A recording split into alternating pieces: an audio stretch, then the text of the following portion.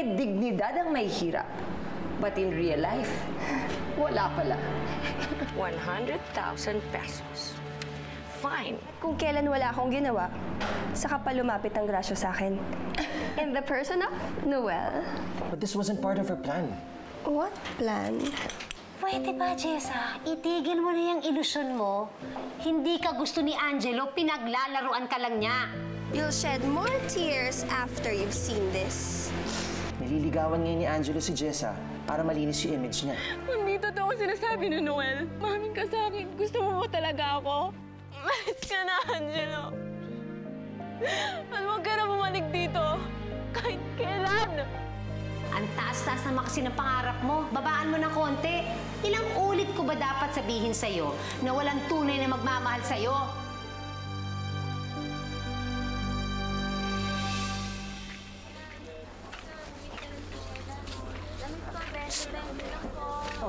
Hoy, saan ka pupunta? Nadala mo si Jessa. Aba, pormadong-pormado ka. May pasalubong ka pa.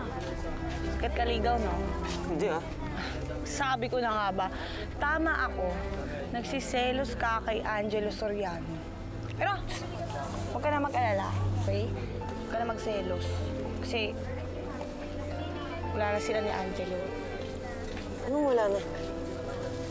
Melchor, niloloko lang pala talaga niya si Jesse. Hindi niya pala talaga gusto yung kaibigan natin. Ginawa niya lang yun para sa karir niya. Siraulo talaga yung lalaking yan eh. Subukan niya lang magpakita sa akin dito.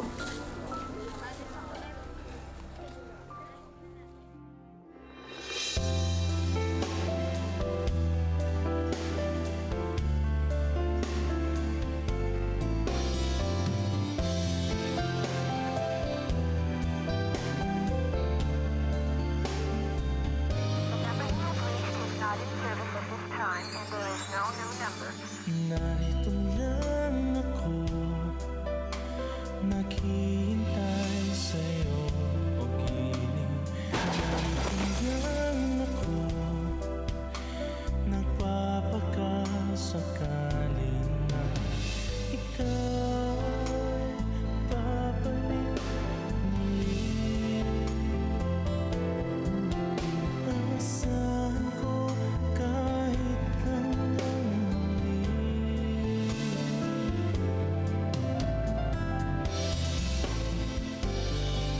maghihintay ako sa'yo kahit nasasaktan. You don't deserve any of this, Jessa.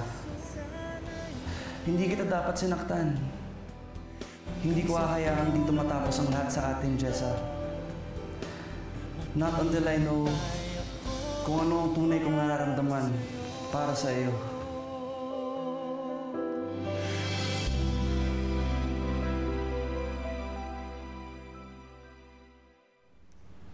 Sabi po nila, mabubuhay ang tao sa mundo para dumaan sa mga pagsubok niya. Para patunayan sa inyo na karapat-dapat kami ang makasama niyo sa langit.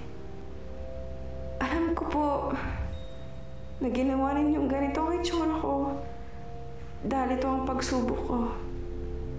Pero hanggang kailan po ba ako magiging ganito? Hindi na po ba mapabago ang buhay ko? Hindi ko na po ba mararanasan ang lumigaya? Ang magmahal? Marami naman pong ibang pagsubok na pwedeng ibigay sa akin eh. Bakit ito pa po? Bakit niyo po ako ginawang pangit? Isang pangit na hindi kayang mahalin ang sariling ina niya. Isang pangit na pinaglalaroan lang ng lalaking mahal niya.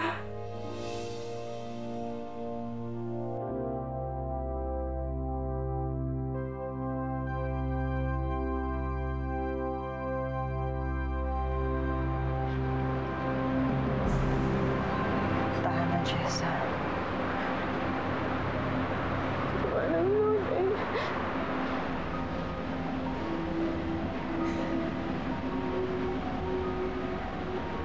Nagdadasal kasi ako kanina nang nakita kitang umiiyak. Problema ba sa puso ang dahilan kung bakit ka umiiyak?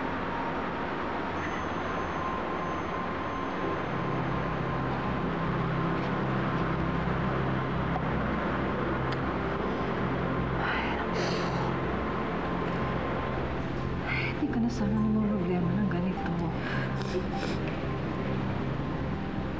Kung sana sinunod mo na lang ang sinabi ko sa'yo noon. Sana ginapit mo na yung blusa. Yung blusang itim po. Oo. Naramdaman ko kasi na ikaw ang nararapat na magmay-ari ng blusang yun.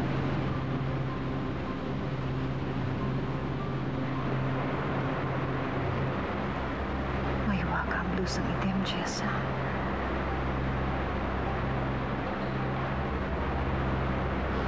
Tutulungan kang mawala ang lahat ng problema mo. Lahat ng mga dinudulog mo sa Diyos.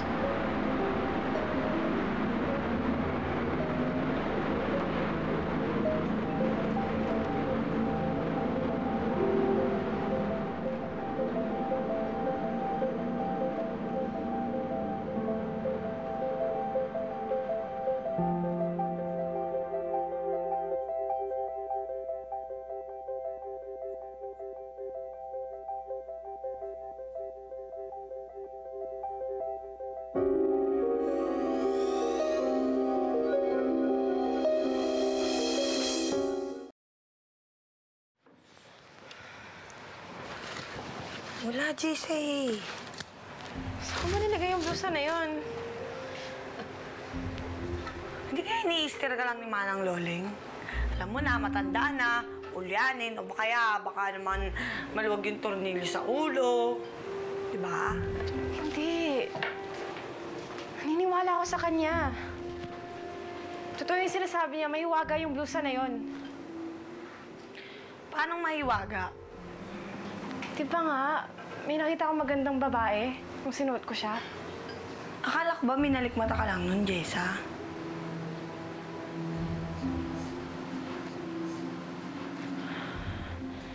Basta, kailangan natin mahanap yung blusang itim.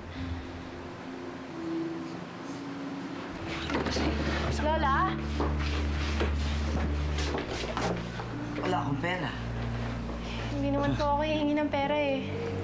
Eh kung magpaparescue ka tungkol dyan sa issue nyo ni Esmeralda, out ako dyan. Wala rin po kami pinagtatanan ng inay. Ay, naman. Kung hindi mo kailangan ng pera, hindi ka magpaparescue kay Esmeralda, bakit mo ako tinama?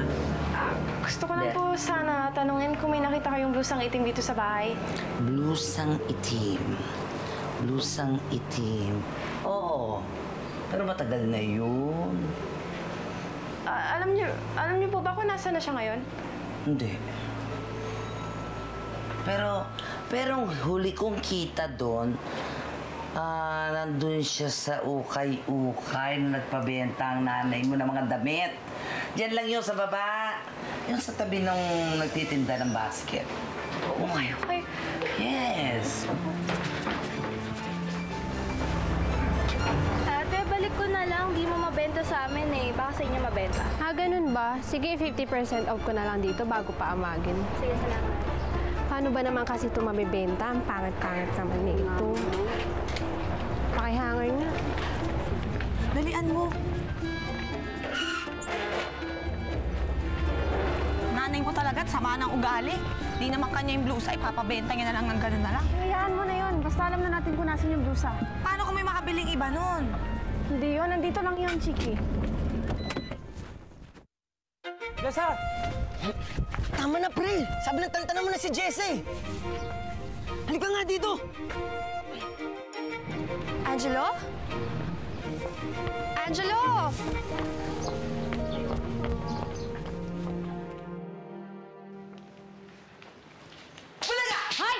Ano ba, Ma? Para ka namang bata. Ikaw dyan parang bata. Tingnan mo nga, patago-tago ka pa dyan sa akin. Ay, ano ba yan? Aber? Obviously, nag-shopping ako, no? Nag-shopping ka? Oo. Ba, parang hindi pa naman marating ang sustento ni Gerard. At alam ko, wala ka pang pera. Sabihin mo sa akin, ano yan? Aba, Suhol ito nung nanay ni Angelo sa akin para paghiwalayin ko silang dalawa. Ano? Nagpabayad ka? Aba? Magkano naman, Aber? 100,000 piso. Impressive. Diba naman? Pero, hindi naman kaya nagkamali ka ng diskarte? Ano naman ang mali dun sa diskarte ko? Na mas malaki ang mahuhutot mo kapag nagkatuluyan si Jessa at Angelo. Ako naman, Ma. At least ito, tignan mo naman, sure money.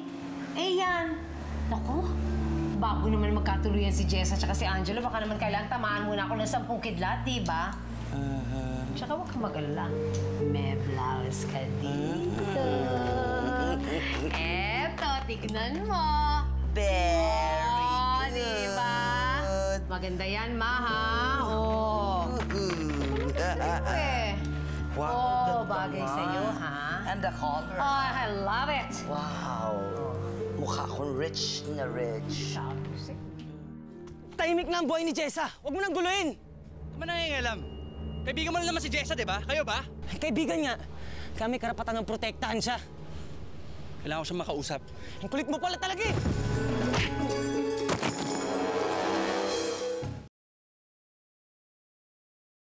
Ano ba hinahanap niyo? Wala.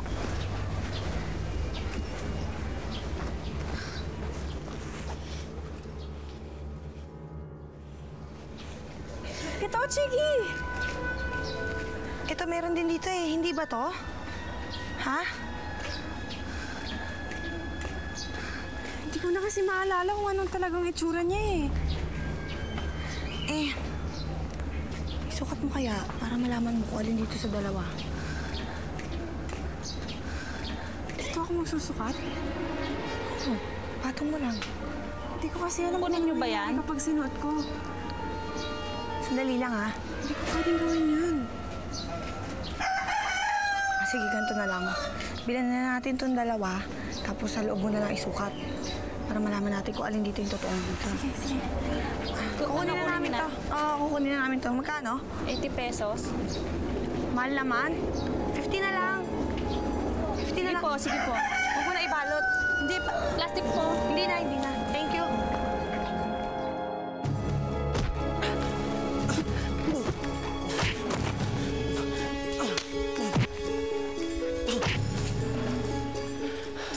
Sa susunod na pumunta ka dito, hindi lang yung matitikman mo. Gigripuhan kita.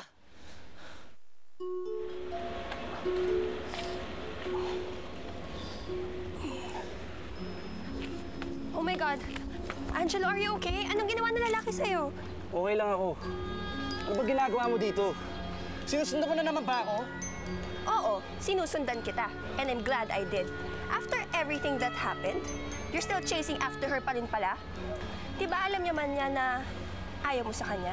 Because you told her. You keep on telling na gusto mo magbalikan na tayo. Pero lahat sa pinagagawa mo, hindi na mangyayari yun. I hate you, Jessa. Ano pare? Guys, baka na ba natin yung Melchor na yan? Kaya natin yung hayop na yan. Seryoso ka ba? Hindi mo pa yata nararanasan sa buong buhay mo makipag-away tapos mag-iaya ka ng resback? Ano mo, seryoso mo? Pinapatawa lang kita, no? Lagay mo na yan. Buti hindi ka nagpunta sa ospital na may mga pasaka. For sure, pagpipesa na naman yung mga press yan. Wala na akong pakialam kung anong isipin nila. Sawang-sawa na ako, pagod na ako. Pagod na ako magsinungaling para lang mai-please sila. Mag-i-issue ba tayo ng statement tungkol sa sitwasyon niyo ni Jessa? Tahimik na ang buhay ni Jessa. Ayoko na siyang guluhin pa. That's more like it. Alam mo, tama yung desisyon mo. Kalimutan mo na yan si Jessa. Pati na yung nararamdaman mo para sa kanya.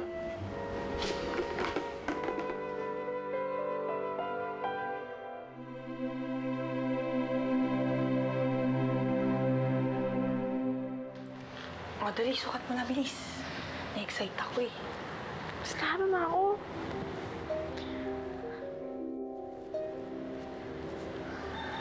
Bilisin mo. Ano?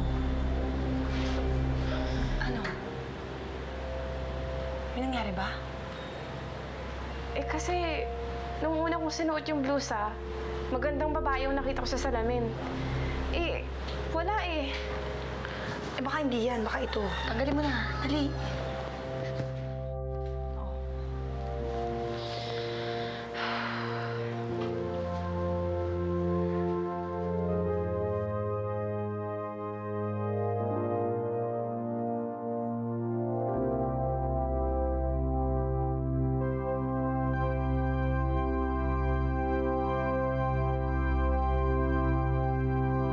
Ate, sigurado bang itatapon na natin to? Hoy, tapon mo yan. Tagal-tagal na yun. Hindi pinabibili. Oo nga. Tapon mo na.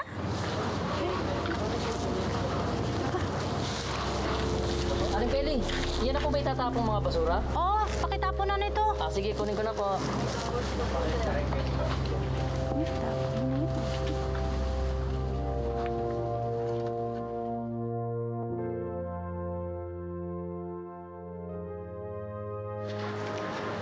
Hindi rin ito yung sinasabi ni Manang Loleng. Nasaan na kaya yun? Yung ka nakakuha nun, ang swerte naman. Sayang.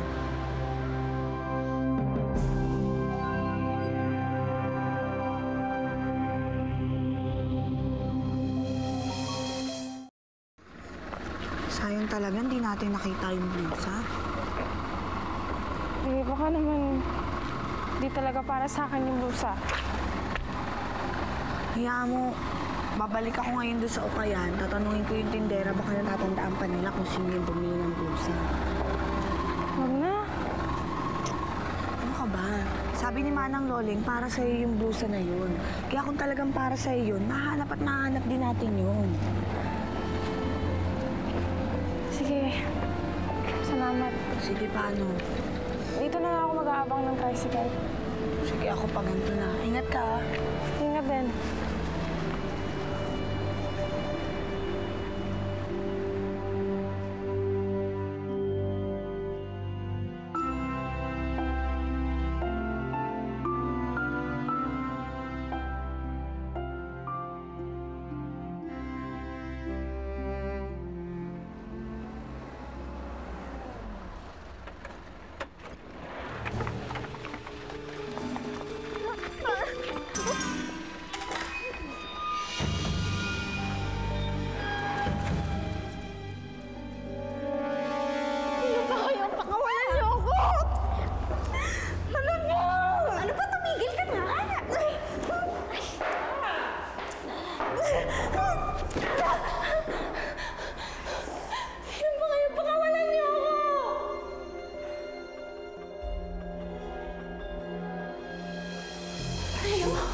Hi, Jessa.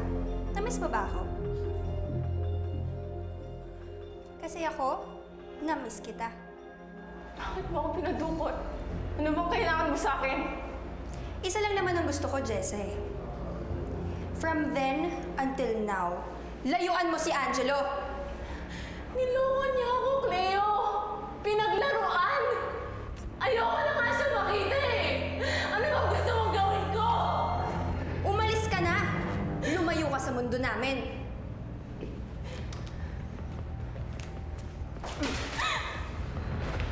Lumipad ka kahit saan mo gusto.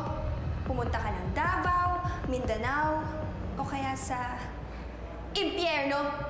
Doon ka na tumira para layuan mo na si Angelo. Basta tangahin mo yung pagmumukha mo, ah. Hindi ko kailangan ng pera mo! Kapal ng mukha mo. Ha? Nasasaktan na ako! Kapal ng mukha mong pangit ka, lumalaban ka, ha? Nasasaktan na ako! Dapat nang masaktan ka. Dahil tinik ka sa buhay ko! Ha? Tinik ka sa buhay ko! Tama na! How dare you!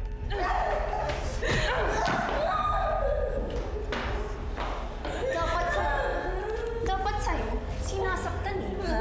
Dapat sa'yo sinasaktan, ha? Lalaban ka? Ang kapal ng mukha mo.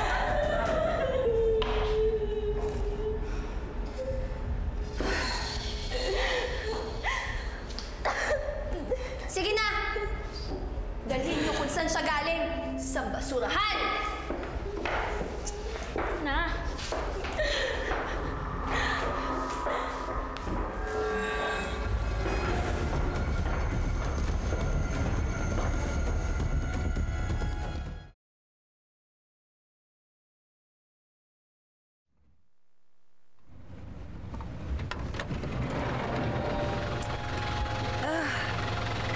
baho naman dito. Sige na, baba niyo na yan.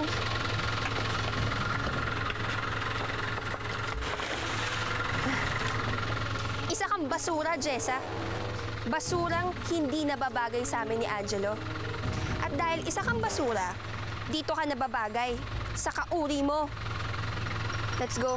Feel so dirty already.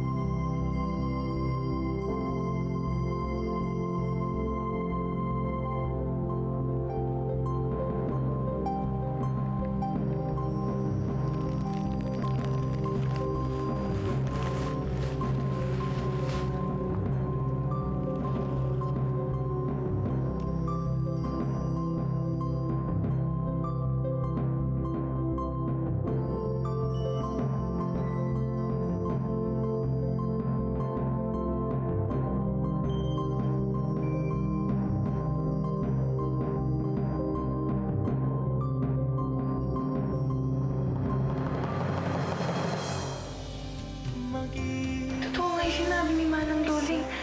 Nakakapagpaganda yung blusa. Ganda-ganda mo. Sigurado ako madali tayo makakanap ng trabaho para sa'yo bilang model. Face the camera. What's your name? Jessica. Jessa is already out of the picture. At magkakabalikan kami ni Angelo. Kaibigan ni Jessa yun, ah. Don't tell me nandito siya. Sabi ko na nga ba eh. Nasaan ka man?